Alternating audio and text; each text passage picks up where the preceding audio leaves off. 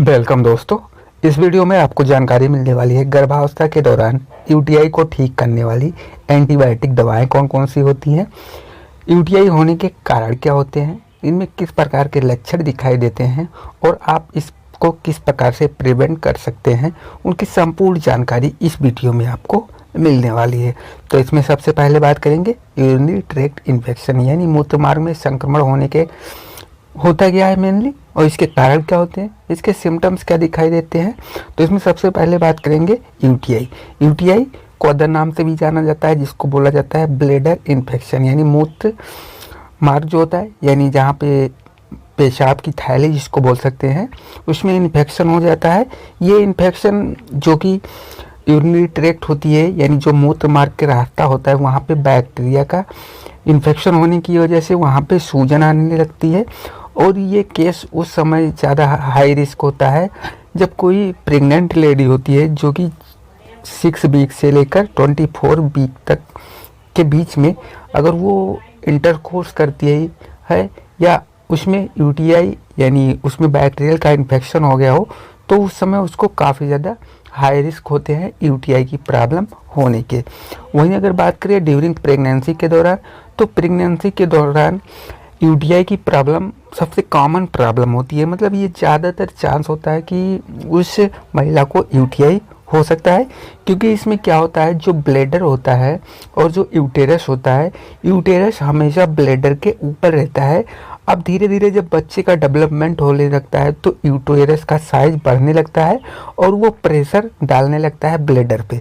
अब जब ब्लैडर पे प्रेशर डालेगा तो उससे क्या होगा कि वहाँ पे जो यूरिन का आउटपुट है वो धीरे धीरे कम होने लगेगा और वहाँ पे धीरे धीरे इन्फेक्शन काज करने लगेगा और यूटीआई की प्रॉब्लम हो सकती है।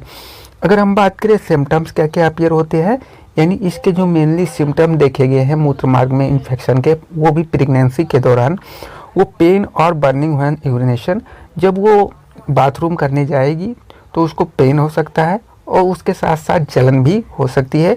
Urination more often the usual, उस बार बार उसको बाथरूम लगेगी। ब्लड और म्यूकस इन यूरिन, मूत्र के साथ साथ यानी जब वो बाथरूम करेगी तो उसके साथ ब्लड भी आ सकता है और म्यूकस भी आ सकता है।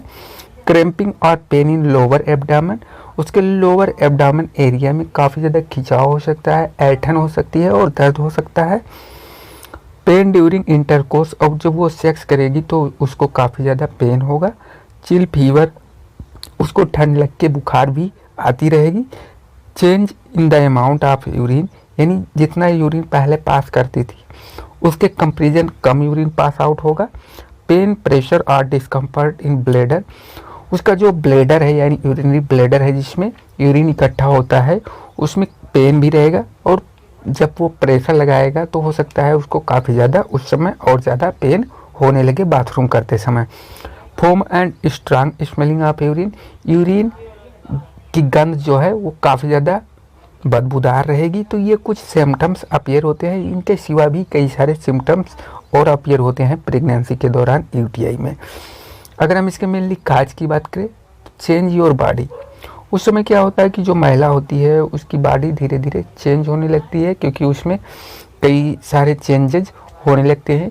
तो उस वजह से प्रॉपर हाइजीन ना रखने की वजह से भी यूटीआई की प्रॉब्लम होने लगती है क्योंकि जो महिला का यूरिन जहाँ से मतलब यूरिन आउटपुट होता है यानी यूरिन रिलीज होता है यानी जिसको बोल सकते हैं एक तरह से यूरिन निकलने का रास्ता वो काफ़ी छोटा होता है। तो उसमें क्या होता है कि जो बैक्टीरिया होते हैं वो आसपास रहते हैं, अगर कोई भी मतलब कुछ भी अगर चेंजेस होने लगते हैं तो बैक्टीरिया हो सकता है उसकी बॉडी को यानी इफेक्ट पहुंचाए जिससे उसको यूटीआई हो सकती है। बैक्टीरिया इन गट, यानी गट रीजन पे जैसे चार्निया कोलाई बैक्टीरिया पाई जाती है ना, तो चार्निया कोलाई भी जो कि रेक्टम और ब्लैडर के आसपास रीजन पे रहता है तो उसकी वजह से भी ये प्रॉब्लम हो सकती है। सेक्सुअल इंटरकोर्स, उस समय जब बंदा कोई वैसे जो बात करना चाहूँ प्रेगनेंसी के दौरान सेक्स करना तो सेफ रहता है क्योंकि ज़रूरी भी रहता है सेक्स करना, लेकिन कभी कभी क्या होता है सेक्स करने के दौरान अगर वो प्रॉपर हाइजीन नहीं रखता तो हो सकता है उस लेडीज को यूटीआई होने के काफ़ी ज़्यादा चांस होते हैं। इसीलिए कभी भी अगर प्रेगनेंसी के दौरान सेक्स करना है तो उससे पहले बाथरूम करना चाहिए, उसके बाद जब सेक्स हो जाए तब फिर बाथरूम करना चाहिए, जिससे क्या हो कि उसमें बैक्टीरिया का इन्फेक्शन ना हो। ग्रुप बी स्ट्रेप्टोकोकस, कुछ जो इंटेस्टाइनल बैक्टीरिया होते हैं वो भी मूत्रमार्ग में इन्फेक्शन कर जाते हैं, जिससे उसको यूटीआई हो जाती है। तो ये कुछ मुख्य कारण होते हैं। अगर हम बात करें इसमें किस प्रकार से जो है, अगर बच्चे की केस की बात करें, क्योंकि अगर प्रेगनेंसी के दौरान अगर जैसे उसकी माँ को अगर यूटीआई हो चुकी है तो बच्चे में क्या क्या इफेक्ट पड़ सकता है। तो मेनली जो देखा गया है कि इफ यूटीआई लिफ्टेड अनट्रीटेड, यदि यूटीआई का प्रॉपर इलाज नहीं किया गया तो हो सकता है कि उसमें बच्चे का जन्म पहले भी हो सकता है, या बच्चे का जब जन्म होगा तो उसकी वेट जो है वो कम हो सकती है। और ज़्यादातर ये देखा गया है कि इसमें किडनी इन्फेक्शन हो सकती है। In pregnancy can lead to premature labour और लो बर्थ वेट, यानी प्रीमेच्योर, क्योंकि इसमें मेनली किडनी जो है वो इन्फेक्ट होता है। और जब बच्चे का जन्म होगा तो हो सकता है बच्चे का जन्म पहले हो जाए। अगर बच्चे का जन्म टाइमली भी हो जाता है तो इसमें क्या होता है, जो बच्चे का वेट होता है यानी शरीर का भार होता है वो कम हो सकता है। अगर बात करें कि इसके प्रिवेंशन किस प्रकार से आप प्रिवेंट कर सकते हैं, तो सबसे पहले आपको आसान तरीका जो आपके घर पे मिल जाएगा, drinking 6 to 8 glass water daily. आपको 6 से 8 गिलास पानी पर डे पीनी है। Avoid refined food such as fruit juice, caffeine, alcohol and sugar. आपको जो निर्मित जूस है, कैफीन है, एल्कोहल है और शुगर कम से कम लेना चाहिए या बिल्कुल नहीं लेना चाहिए। Take vitamin C tablet daily and zinc, जिससे क्या होगा कि आप जब विटामिन और जिंक टैबलेट लेंगे और एक आता है क्रेटिनिन, तो उससे आपको काफ़ी ज़्यादा जो बैक्टीरिया इन्फेक्ट कर रहा है उससे फाइट करने में मदद मिलेगी।